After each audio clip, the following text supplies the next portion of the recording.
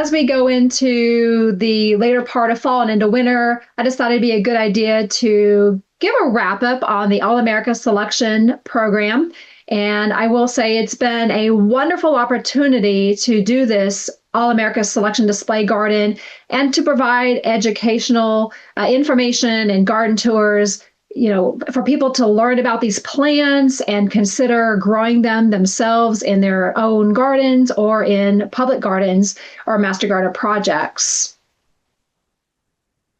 And since we started the program back in January, the All America Selection website has been updated. So if you go there today, this is what the homepage will look like. And the garden that you see there in the upper left is a 2025 display garden. And here in Kirksville, we put our display garden in garden beds, 10 garden beds that were like square plots. But we also had the freedom to design it however we wanted to. And because of the way my garden is set up, we use those garden beds. But other places, other display gardens around the US were creative. And you can see here in this photo how they were creative and they created this island bed. And I think this is really attractive. But if you're interested in this program, go to this website. You can see at the top there's a menu where you can find AAS winners. You can see where display gardens are at. You can follow a blog, and you can just learn more about this program. Here on the lower right, you can see where you can just click on search winners, and that will be pulled up, and you can get winner updates. So it's a great program. And again, I encourage you to go to this website to learn more. I have been giving programs on this AAS program throughout the year, and this was a plant that I had not talked about yet. This one is Red Impact. It is a sweet pepper, and the reason it's just now being shown to you is because it took a while for it to turn red. It was loaded with peppers, a lot of green peppers through July and August, but it was September before I really started harvesting any that were red. And I will tell you, it is a really good sweet pepper, has great flavor. Of all the peppers we grew, this one had the best flavor. And it was just a pepper that was showy. It just stood out in the garden with its bright red color. The peppers produce thick, sweet walls, even when green. So you can eat this green. And just one that I would highly recommend if you're interested in growing a new type of pepper. This is also another one I don't think I showed before now. This is Quickfire Hot Pepper. And this one was loaded with hot peppers, which I did not eat, but I liked it for its aesthetic purpose. It was showy, it turned red, and then they turned purple. So this one really caught the attention of gardeners walking through it. It would make a nice ornamental pepper for somebody that wanted to grow ornamental peppers. So this was one that I was really impressed with, even though I did not eat it. This is a squash called Sweet Jade. It is a winter type of a squash. It is a single serving type of a squash. And I did pick some and ate these, and these are really good. These were sweet. I did put a little butter, a little brown sugar on them, and they were tasty. So this is one that I would recommend you grow. But I did have issues with squash bugs and cucumber beetles. And unless you treat for those insects, they will likely kill your vines. But what I got out was very good. Now, a question that I've been asked for months is, where do I buy seed for these All America Selection winners? And can I find them locally at a garden center or a nursery?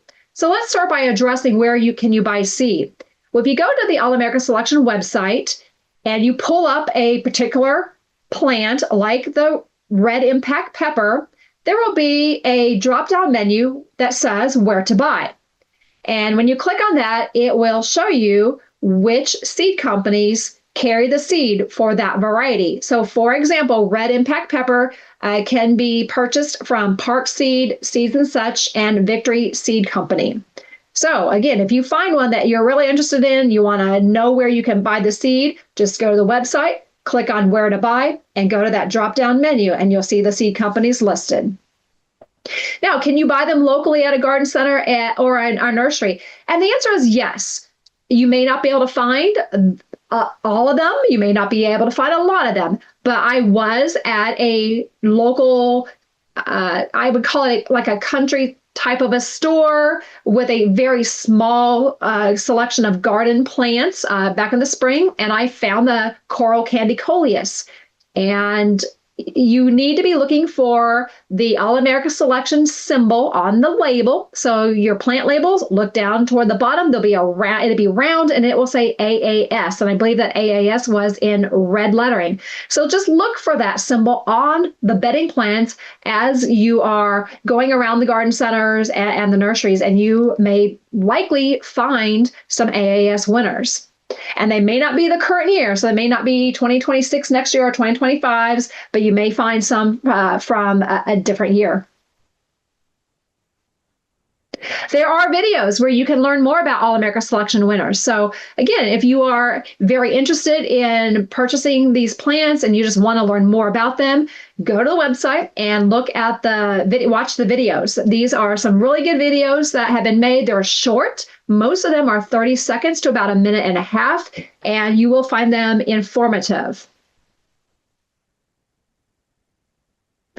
Now let's talk about some of my favorites and what some of these plants were known for. All right, so the best plant to attract pollinators by far was the vanity verbena, and that is the purple plant that you see in the upper right corner with that buckeye butterfly on it. That verbena grew about 2 to 3 feet tall. I was not expecting that. This was a verbena that was new to me. I was super impressed. Again, wasn't expecting it to get so tall, but I loved it because it was loaded with pollinators. From August through the first hard freeze, we had lots of butterflies, numerous types of butterflies, with buckeye being the most common on it, but lots of different butterflies, soldier beetles, bees. So great plant for pollinators. It truly is a pollinator's paradise. The best tasting pepper that I grew was the Red Impact. Another one I just would highly recommend you try because it was so flavorful. And I froze a lot, so I have some in my freezer that I will use in dishes this winter.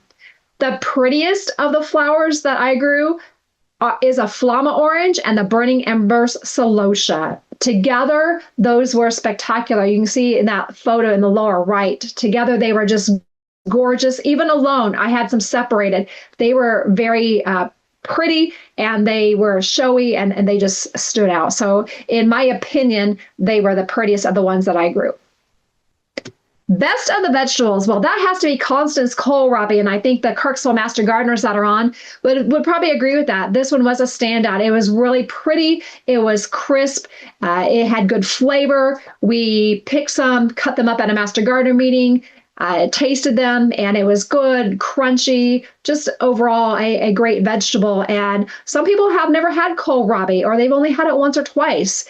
And if you were eating this for the first time, you would have been like, wow, this is crispy, this is crunchy, this is a good vegetable. So that one really impressed me. So that makes the best of the vegetables. Longest lasting, that has to be the pink Deco Max Petunia. That was super impressive. It lasted all season long. It lasted through all the rain we had in June and July in the Kirksville area. Then the rain shut off in mid-August, and we've been dry, and it survived. I did not water it.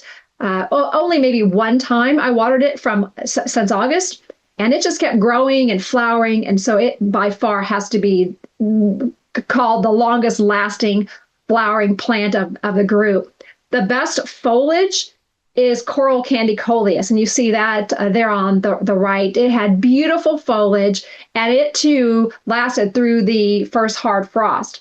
But I just have to pick the pink Deco Max as the longest lasting. Rebloomers, Dianthus Capitan Magnifica had a spectacular show of flowers in the spring, in April, May, June. And then they just kind of shut off during the heat of the summer with a few here and there. But then they just had another flush as the temperatures got cooler in the fall. Same with the yellow red heart and the double shot orange snapdragons. The snapdragons bloomed really well in the spring, and then they took off and bloomed again and had another flush of blooms in the fall, and they too lasted through the first hard freeze, which for this area was around November 11th. All right. So, which are my favorite All America Selection plants? Well, I can't just pick one because they were all impressive. They were all superior in some way. Every plant selected had, they either had drought tolerance or insect tolerance or just productivity, color. There was something about them that made them superior. And so it's hard to pick just one, but I'm going to give you some of my favorites. I grew about 35 different All-America selections, and I kind of narrowed it down to, I think, my top 10. So Constance kohlrabi makes my cut of my few favorites. The purple magic broccoli, the Flamma orange celosia, the burning ember celosia, the pink deco max petunia, the red impact pepper, the Bauer lettuce. I love the Bauer lettuce. It looked like pom-poms. Like if you were a cheerleader and using pom-poms, that's what the Bauer lettuce looked like. And it had great flavor. So very impressed with the Bauer lettuce. Concertville sunflower. That was so spectacular. I even did a photo shoot with those ones. And you can make one cut and you have a ready-made bouquet. And I didn't necessarily like the Vanity verbena as a cut flower. I mean, it really wasn't one of my top favorites. But I have to include it as a favorite because of all the pollinators. It was just loaded with the pollinators, and I love pollinator plants. So that's why it makes my cut of favorite plants is for the pollinators that it attracted.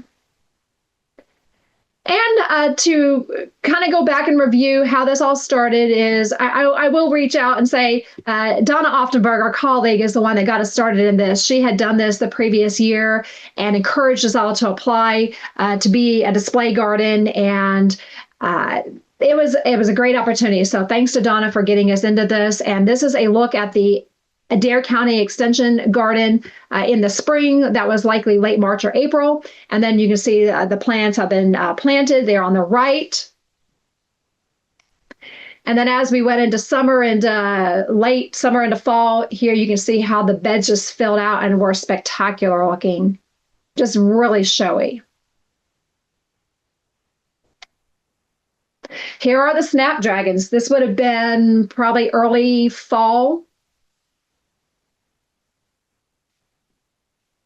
And then here is the Vanity verbena with both types of snapdragons. And you can kind of see up toward the upper left, there's dianthus in bloom there. And there's some broccoli. So actually, this may have been late May into June since the broccoli is still in the bed there.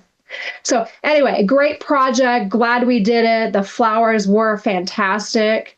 A lot of these were good for cut flowers. These snapdragons had long enough stems that they could be used for cut flowers. The verbena I did use for cut flowers. They did shatter a little bit after about a week, but these are quite impressive plants. Here you see me with a few of the vegetables.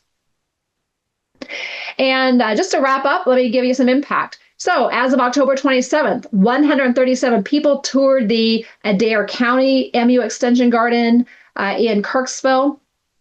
I gave 6 in-person educational programs on the All-America Selection Program with 71 people in attendance. 9 youth learned about the All-America Selection Garden, and they participated in the garden by picking flowers and vegetables during the Garden and Grow program. So I incorporated Garden and Grow into the All-America Selection Display Garden. And to wrap up the program, we played bingo. We played All-America Selection Bingo during a Kirksville Master Gardener meeting in October, and 23 Kirksville Master Gardeners participated in that. And here's a few scenes from the educational programs and the tours.